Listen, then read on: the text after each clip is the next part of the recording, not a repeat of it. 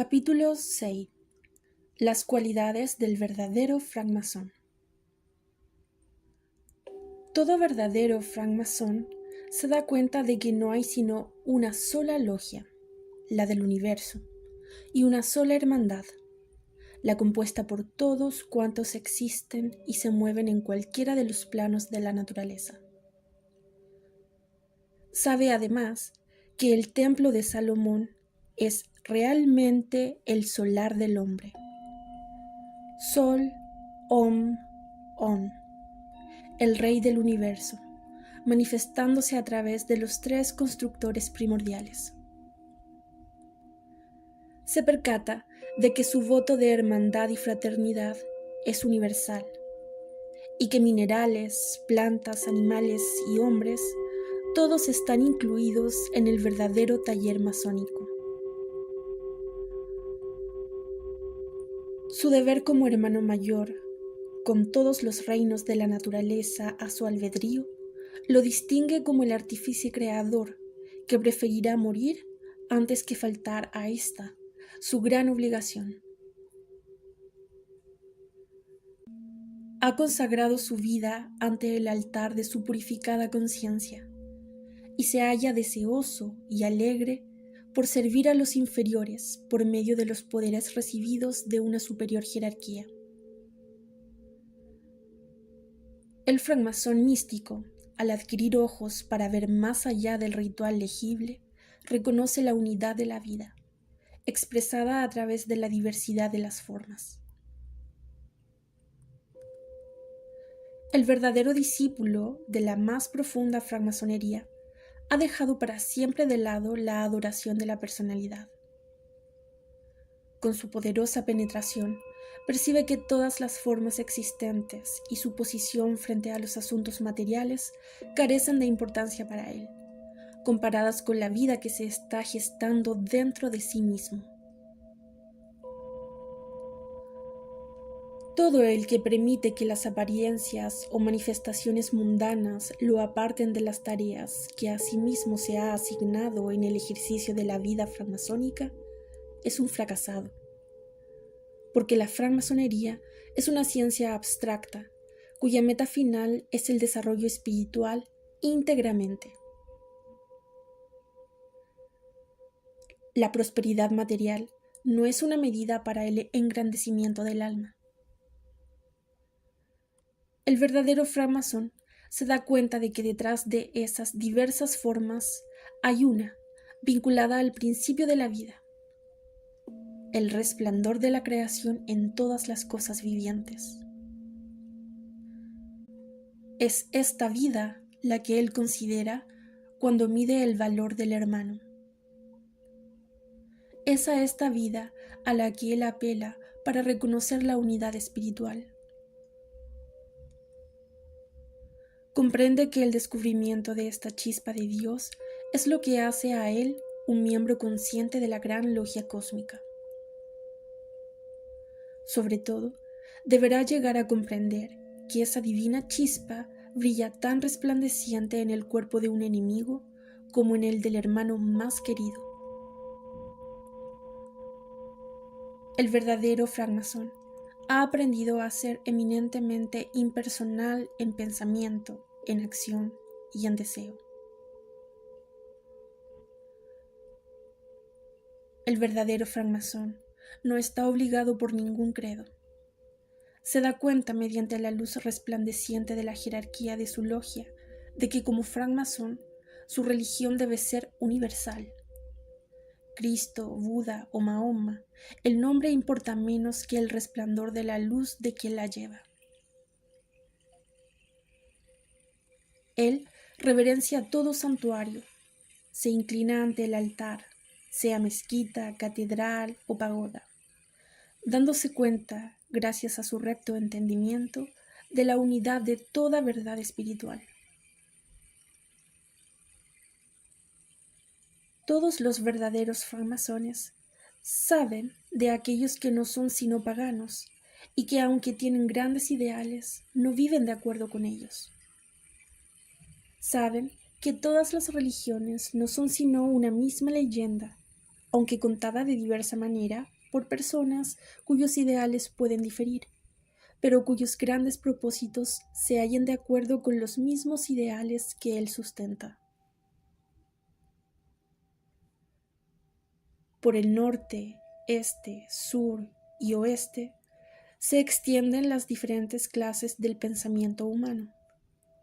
Y mientras los ideales del hombre difieren en apariencia, ocurre que una vez que todo se ha dicho y las formas cristalizadas con sus erróneos conceptos son puestas de lado, solo queda una verdad fundamental, y es que todo lo establecido, en el fondo, es contribución a la construcción del templo por la que el francmasón labora desde el momento de su iniciación. Ningún verdadero francmasón puede ser de estrechas miras, porque su logia es la expresión divina de la amplitud. En ningún gran trabajo hay jamás lugar para mentes de estrecha percepción. El verdadero francmasón debe desarrollar el poder de la observación. Debe estar eternamente buscando en todas las manifestaciones de la naturaleza aquello que intuye y no tiene, a causa de no haber sabido trabajar en acertada dirección. Debe convertirse en un estudioso de la naturaleza humana y ver en quienes le rodean las varias y evolucionadas expresiones de una compacta inteligencia espiritual. El rito espiritual de su logia está presente ante él en cada acto de sus compañeros. Toda la iniciación masónica es un secreto abierto, porque todos pueden verlo, tanto en las transitadas avenidas de una urbe como en lo más entrañable de la selva. El francmasón ha jurado que diariamente extraerá de la vida corriente un mensaje para sí y lo incorporará al templo de su Dios. El francmasón trata de aprender todo lo que redunda en mayor servicio del divino plan y convertirse en el instrumento mejor en manos del gran arquitecto, en eterna labor por desarrollar la vida a través de las cosas creadas. El francmasón se da cuenta además de que los votos, hechos por su libre voluntad, le dan la divina ocasión de ser un vivo instrumento en las manos de un maestro constructor. El verdadero francmasón entra en su logia con un supremo pensamiento en la mente. ¿Cómo podré yo, individualmente, ser más útil al plan universal?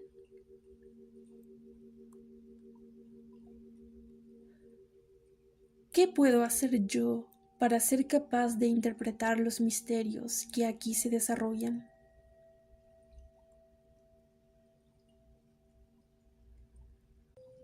¿Cómo puedo yo vislumbrar el secreto de las cosas que jamás intuirá quien carezca de espiritual visión?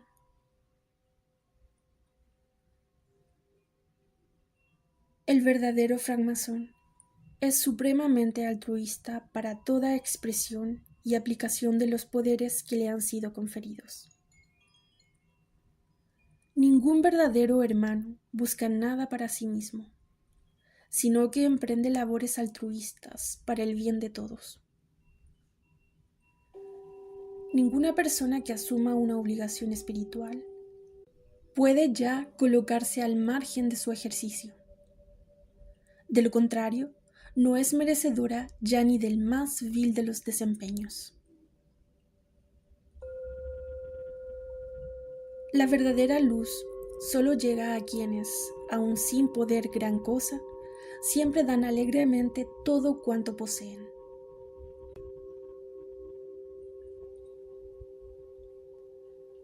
El verdadero hermano de la orden, como sea que se halle trabajando por mejorarse durante toda su existencia, tanto mental como física y espiritualmente, hace de sus propios deseos el objetivo de su tarea. Tiene un deber, y tal deber consiste en poder servir a los planes ajenos.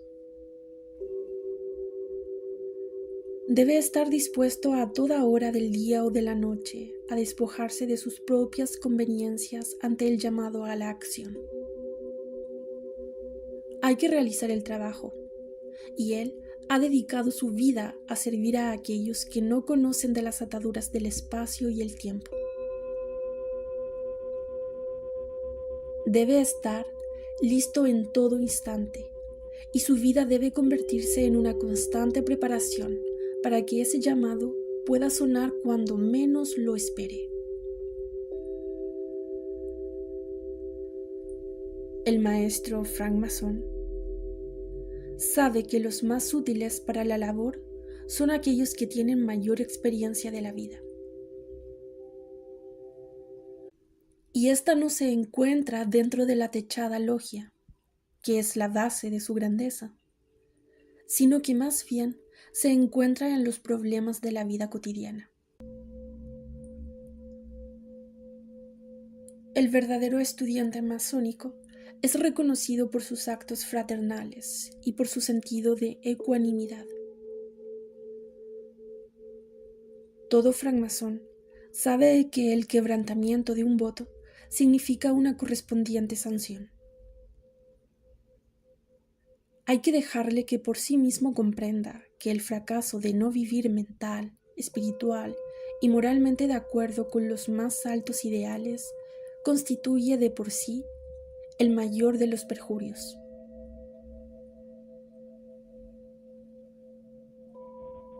Cuando un francmasón juró consagrar su vida a la construcción del templo ideal, pero mancha su templo viviente, pervirtiendo el poder mental, la fuerza emotiva y la energía activa, está quebrantando un voto, y en consecuencia se impone no horas, sino épocas de privación y miseria espiritual. Si es francmasón de verdad, está más obligado a reprimir el lado negativo de su propia naturaleza, que permanentemente trata de minimizar al maestro en formación. Debe percatarse de que una vida mal dirigida es como un voto quebrantado, y que el servicio cotidiano, la purificación y el empleo constructivo de la energía es una viviente invocación que construye dentro de él y atrae hacia sí el poder de creación. Su vida es, pues, la única plegaria aceptable a los ojos del Altísimo. Una vida impura es una verdad quebrantada. Una acción destructora es una maldición viva. Una mente estrecha es una cuerda estrangulante en torno a la garganta de su pretendida grandeza. Los verdaderos francmasones saben que su trabajo no es secreto, pero comprenden que deben permanecer ignorado por quienes no viven la verdadera vida masónica. Pero aunque los llamados secretos de la francmasonería fueran divulgados a toda voz, la fraternidad quedaría completamente a salvo, porque se requieren cualidades espirituales especiales para que los verdaderos secretos masónicos puedan ser comprendidos, aún por los propios hermanos. De ahí que las llamadas exposiciones sobre la francmasonería, publicadas en millares y decenas de millares de ejemplares desde 1730 hasta nuestros días, no pueden causar daño a la fraternidad, pues estos tan solo revelan las formas externas y las ceremonias rituales de la francmasonería. Puesto que solo quienes han sido debidamente sopesados y considerados veraces, verticales y justos se hallan realmente en condiciones, por su propio desarrollo, para apreciar el significado íntimo de la orden. Para el resto de sus hermanos, dentro o fuera de la logia, sus sagrados rituales seguirán siendo, como dijera Shakespeare, palabras, palabras, palabras. Puesto que solo dentro del real francmasón se encuentra el oculto poder que, emanado refulgente de sí mismo, constituye la palabra del auténtico constructor. Su vida es la única palabra de pase que lo hace admisible ante la mística logia masónica. Su impulso espiritual es el brote de acacia que, a través de las tinieblas de la ignorancia, sirve todavía de prueba de que el fuego espiritual sigue ardiendo. Dentro de sí mismo debe edificar aquellas cualidades que harán posible su verdadero entendimiento con la orden en que se ha comprometido a servir. Es posible mostrar al mundo meras formas que nada significan, pero la vitalidad que encierran permanece secreta hasta que el espíritu se halla en condiciones de su íntima revelación.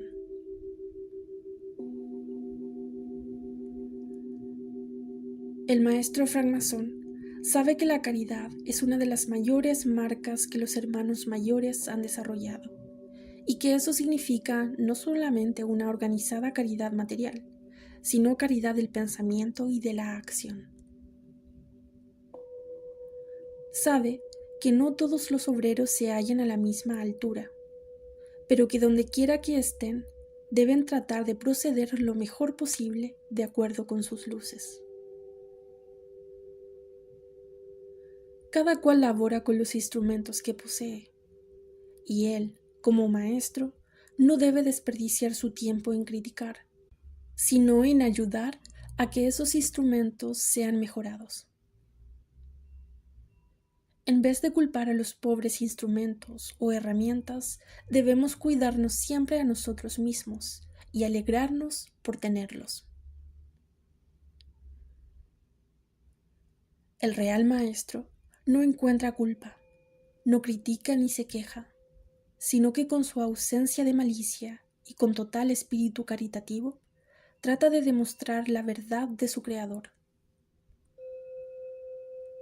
Trabaja en silencio, sufre con compasión. Y si los elementos con quienes y por quienes trabaja lo maltratan, su última palabra debe ser una plegaria por ellos. Cuanto más íntegro es el francmasón, cuanto más perfecta es su orden. Cuanto más paternal se muestra, más amplios son los ámbitos de su logia, hasta que todas las cosas vivientes quedan a cubierto bajo los azules pliegues de su manto. Trabajando con los menos, trata de ayudar a los más, dándose cuenta por medio de su amplio entendimiento de la debilidad de otros a la par que de la fortaleza de su derecho.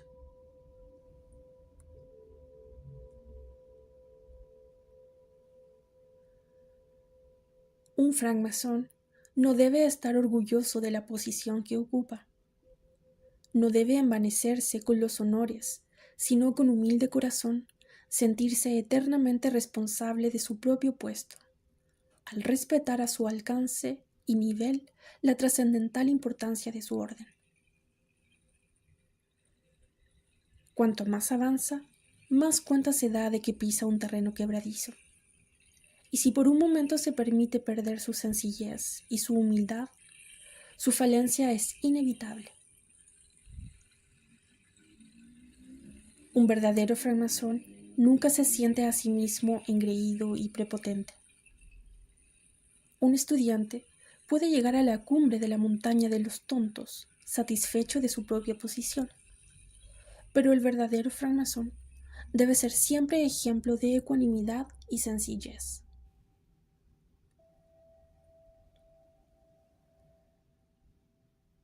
Un francmasón no puede ser ordenado ni electo solo por balotaje. Se desarrolla a través de edades o etapas de purificación de sí mismo y de transmutación espiritual. Hay miles de francmasones que tan solo son hermanos nominales, porque su ineptitud para ejemplarizar los ideales de la orden los hace incapaces de la responsabilidad de las enseñanzas y fines de la francmasonería. La vida masónica constituye la primera llave del templo, y sin esa llave no se abre ninguna de sus puertas. Cuando este hecho sea comprendido y vivido verdaderamente, la francmasonería despertará y pronunciará la palabra largamente reprimida. Entonces, la orden pasará de especulativa a operativa, y la vieja sabiduría, tanto tiempo oculta, surgirá de entre las ruinas de su templo como la mayor de las verdades espirituales que jamás se haya revelado al hombre.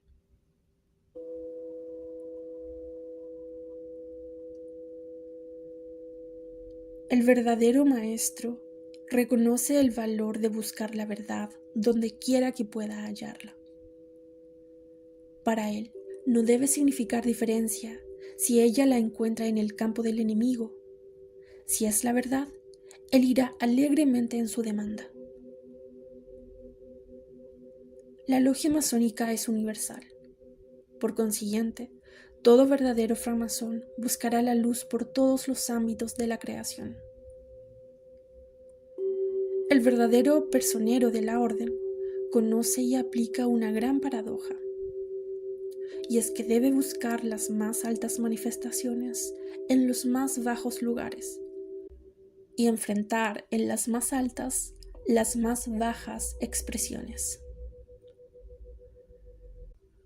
El francmasón, que levanta a su alrededor una infranqueable barrera, asimismo se cierra el paso a la luz y se hace inasequible al resto de sus hermanos. Este es un error que se comete con frecuencia, y es precisamente ahora que más que nunca cuando el mundo necesita de la antigua sabiduría. El francmasón, que dice sostener su doctrina mediante su vida, que muestra al hermano la gloria de su actuar. Si es que posee las claves de la verdad, dejémosle abrir la puerta, y que con su vida, no con sus palabras, sino con el ejemplo, predique la doctrina tan largamente profesada.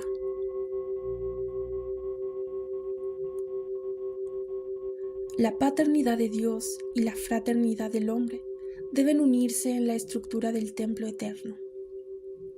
La gran labor, mediante el cual todas las cosas adquieren el ser, y por su intermedio, la glorificación del Creador.